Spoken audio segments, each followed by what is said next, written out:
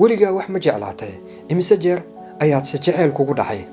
daraasad dhowaan gala ah oo ay soo saareen culimo ku takhasusay cilmiga neurobiology iyo psychology-ga taasoo loogu magac daray saddexda jacayl the three loves waxay tilmaameen inay u badan tahay in qofka 3 jeer jacayl ku dhaco noloshiisa kaliyana midka saddexaad ayaa ah kan dhabta ah ogolo inaan kuu sharxo midka ugu horeeya waxaa lagu magacaabaa the puppy love jacaylka ciyaalnimada badanaa wuxuu qofka ku dhacaa xilliga qaangaarkiisa waa jacayl ku dhisan hawo iyo qooq sidoo kalena fudeed ku lamaanan yahay wax kasta way kugu cusub yihiin badanaa wuxuu ku dhamaadaa sikadiis iyo waxyaabo aan micno lahayn wax xanuun ahna kuguma reebo midka labaad waa the passion love jacaylka xamaasadda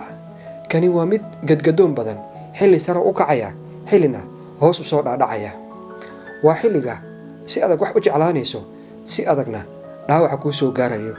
waxaana ka buuxa riwaayado wasaqaysan khiyaano iyo xadgudub kala taganiyo jibkiisa waa mid adag laakiin waa mid shakhsi ahaantaada si weyn ku dhisaya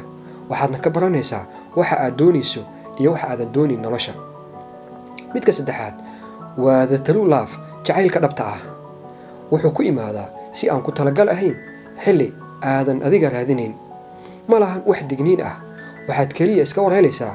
adigoo danaynaya daryeelka qofka aad jeceshahay waad ku faraxsan tahay xitaa waxaad qofka ku jeclaanaysaa waxyaabaha yaryar ee uu sameynayo uma eka jacayladii aad horay u soo martay mana ahan mid mar kasta fudud laakiin waxaad doonaysaa inaad nolol isla dhisataan haddii aad doonayso inaad daraasaddan wax badan ka ogaato waxaad aqrin kartaa buuggan waa maxay sababta aan wax u jeclaano haddaba